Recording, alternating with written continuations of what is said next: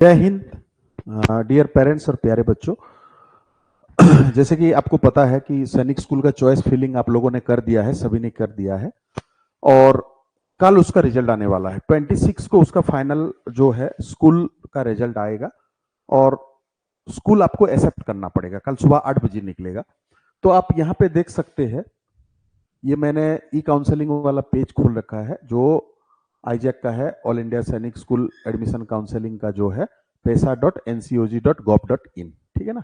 ये खोल रखा है। यहाँ पे आप जाके देखोगे तो यहाँ पे आपको लिखा हुआ है शेड्यूल ऑफ ऑनलाइन काउंसलिंग। 23 से इन्होंने काम करना शुरू किया। 26 को सुबह 8 बजे ये लोग आपका रिजल्ट निकाल देंगे कि किसको कौन सा स्कूल मिला है।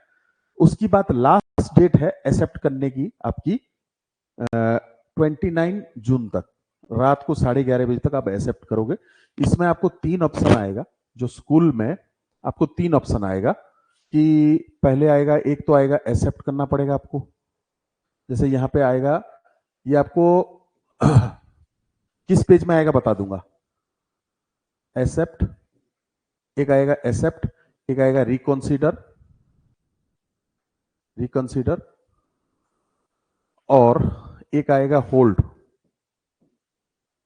होल्ड एंड कंटिन्यू, ऐसे आएगा, ठीक है ना।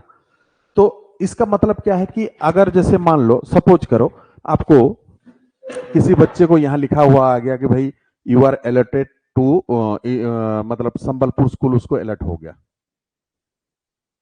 संबलपुर स्कूल उसको अलर्ट हो गया। वो अगर एक्सेप्ट कर लिया, इसका मतलब वो राजी है संबलपुर स्कूल में पढ़ने के लिए। उसको 30 तारीख को मेडिकल का डेट है, 30 तारीख को मेडिकल के लिए जाना पड़ेगा। जिस भी अस्पताल में बताया जाएगा वहां पे जाना पड़ेगा 30 तारीख को, ठीक है ना।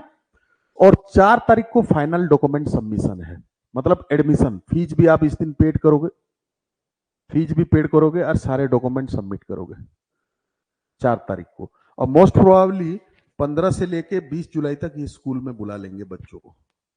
अच्छा, ठीक है। अगर एक्सेप्ट किया तो आपका ये स्टेप है, आपने एक्सेप्ट कर दिया तो आपको 30 को मेडिकल कराना पड़ेगा, मेडिकल करके डॉक्यूमेंट जमा करना पड़ेगा और जो बचा कुचा डॉक्यूमेंट होगा और फीस वगैरह 4 तारीख को आपको 4 जुलाई को जमा करना पड़ेगा। अच्छा, आपको सपोज करो संबलपुर स्कूल आपको मिला है, आपको नहीं पसंद आया, बोला मैं तो इसमें नहीं पढ़ाऊंगा बच्चा को। आपने क्या किया कि रिकंसीडर वाला बटन दबाया, इसको क्लिक किया, रिकंसीडर। रिकंसीडर का मतलब यह होता है कि भाई ये स्कूल मुझे पसंद नहीं है और मेरे बच्चे को दूसरा स्कूल दिया जाए।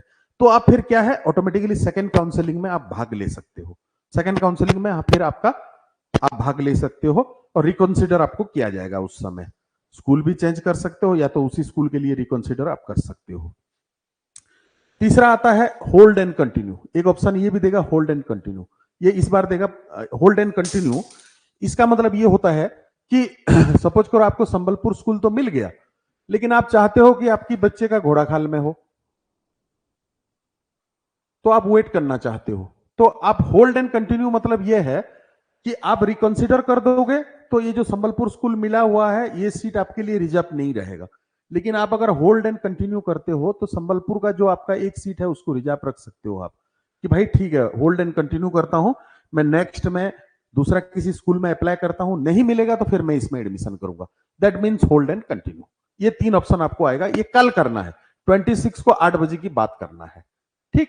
तो यही है पूरा, दोबारा सुन लीजिए आप। 26 को सुबह 8 बजे आपको कौन से स्कूल मिला वो पता चल जाएगा और लास्ट डेट स्कूल एक्सेप्ट करने की है 29 जून तक है। 30 जून को 30 जून को आपका मेडिकल होगा बच्चे का और 4 जुलाई को डॉक्यूमेंट प्लस मेडिकल का, डॉक्यूमेंट प्लस मेडिकल डॉक्यूमेंट जो भी हुआ है सब चीजें उस दिन डिपॉजिट आपको करना पड़ेगा, इवन फीस भी देना पड़ेगा। और हो सकता है 15-20 से आपको बुला लिया जाए, क्योंकि इस बार डिले पीरियड चल रहा है। हर बार 15 जून तक बुला लेते हैं बच्चों को, इस बार 1-1.5 महीना डिले हो गया तो बहुत जल्दी करेंगे एनटीए वाले, क्योंकि उसके बाद सेकंड सिलेक्शन भी करना है।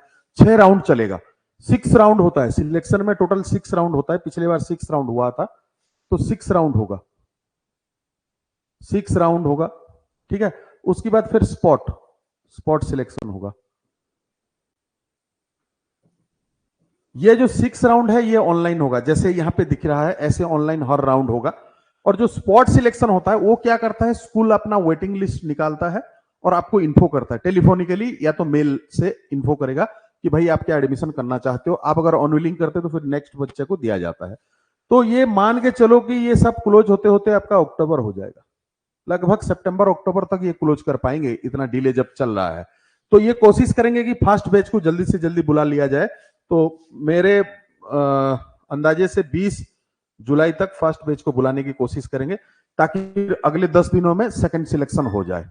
तो ये है कल जाके हमको पता चलेगा कौन सा स्कूल हमारे बच्चे को मिला है। 2 नंबर एक और चीज बताना चाहता हूं, जो डॉक्यूमेंट, ये दिस इज मोस्ट इंपॉर्टेंट कि बहुत सारे पेरेंट्स है डॉक्यूमेंट बिल्कुल भी रेडी नहीं रखते। तो आप डॉक्यूमेंट देख लो, इसमें आपको सब मिल जाएगा। लिस्ट ऑफ डॉक्यूमेंट्स आप देख सकते हो, यहाँ पे लिस्ट ऑफ डॉक्यूमेंट्स पूरा दे रखा है एनटीए ने, क्या क्या डॉक्यूमेंट्स लगेगा। सबसे पहले आपका चेकलिस्ट है, ये चेकलिस्ट है ऊपर। उसकी बात provisional admission letter from AISSAC। तो एक प्रोविजनल एडमिशन लेटर आएगा, आपको वहां पे लिखा होगा कि भाई इस स्कूल आप जब भी आप चॉइस को एक्सेप्ट कर लोगे, मतलब स्कूल एक्सेप्ट कर लोगे, आपको एक लेटर आएगा कि आपको इस स्कूल में एडमिशन मिलेगा। तो वो लेटर, एडमिट कार्ड आपको देना पड़ेगा, स्कोर कार्ड आपको देना पड़ेगा, ठीक है ना। उसकी बात गवर्नमेंट आईडी प्रूफ, यानी कि आधार कार्ड है आपका, जो बच्चे का फादर मदर सबका चाहिए, ठीक है, ये चाहिए, फोटो चाहिए, डेट ऑफ बर्थ सर्टिफिकेट चाहिए, और मेडिकल फिटनेस तो उस दिन बनेगा वो चाहिए, और फैमिली फोटोग्राफ चाहिए 2, और पासपोर्ट साइज फोटोग्राफ 5 चाहिए।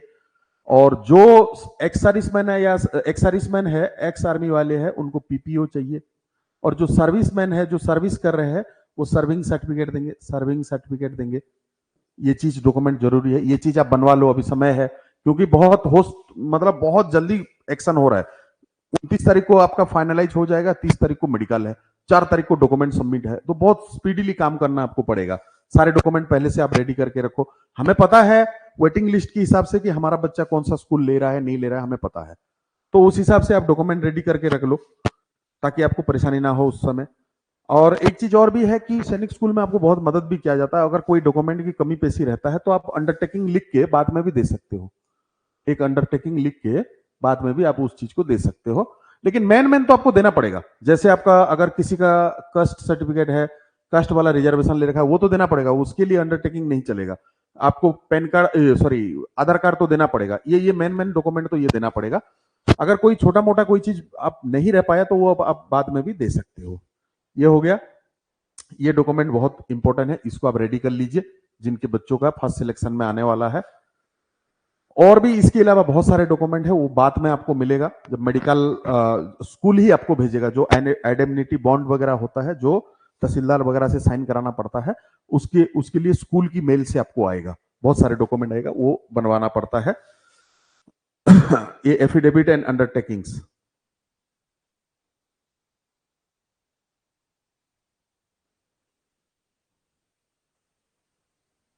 अच्छा, ये हो गया। तो काउंसलिंग का प्रोसेस पूरा समझ में आ गया। वेटिंग लिस्ट फिर रिवाइज हो जाएगा फर्स्ट सिलेक्शन की बाद। अब जितने बच्चे एडमिशन लिए उनके बाद फिर वेटिंग लिस्ट वाला जो नया लिस्ट निकलेगा। और आप मान के चलो कि हमेशा ऐसा रहता है फर्स्ट सिलेक्शन में पूरा का पूरा बच्चे, जिस स्कूल में जितना से सीट है उतने बच्चों को इन्फो किया जाता है, लेकिन लगभग 50 से 60% बच्चे एडमिशन करते हैं। तो फिर सेकंड काउंसलिंग में बाकियों का नाम निकलेगा। तो आप कल यहां पे चेक करना, आप साइन इन में जाके जब साइन इन करोगे, साइन इन वाली पेज में उसके अंदर जो आपका 3 होता है, प्रोफाइल होता है, चॉइस फिलिंग होता है, तो वहां पे आपका स्कूल एलोटेड स्कूल बोल के वहां पे आएगा और वहां पे आपको लॉक करना पड़ेगा। कल जब प्रोसेस चालू होगा तो मैं आपको बता दूंगा। बस यही चीज बताना था कि आप डॉक्यूमेंट्स की प्रति ध्यान दीजिए, डॉक्यूमेंट्स रेडी कीजिए। और किसी बच्चे का जैसे मार्क्स थोड़ा कम है तो ओरिड होने की जरूरत नहीं है। सेकंड सिलेक्शन होगा, थर्ड सिलेक्शन होगा, फिर स्कूल आप चेंज भी कर सकते हो। मान लो कोई स्कूल में आपका कम मार्क्स की वजह से नहीं आ रहा है तो आप दूसरा स्कूल ऑप्ट कर लो, क्या दिक्कत है, दूसरा स्कूल ऑप्ट कर लो। कहीं भी पढ़ोगे सैनिक स्कूल बराबर सी है, बराबर रूलिंग है, सब समान है उनका, थोड़ा बहुत कमी पेशी रहेगा, ठीक है।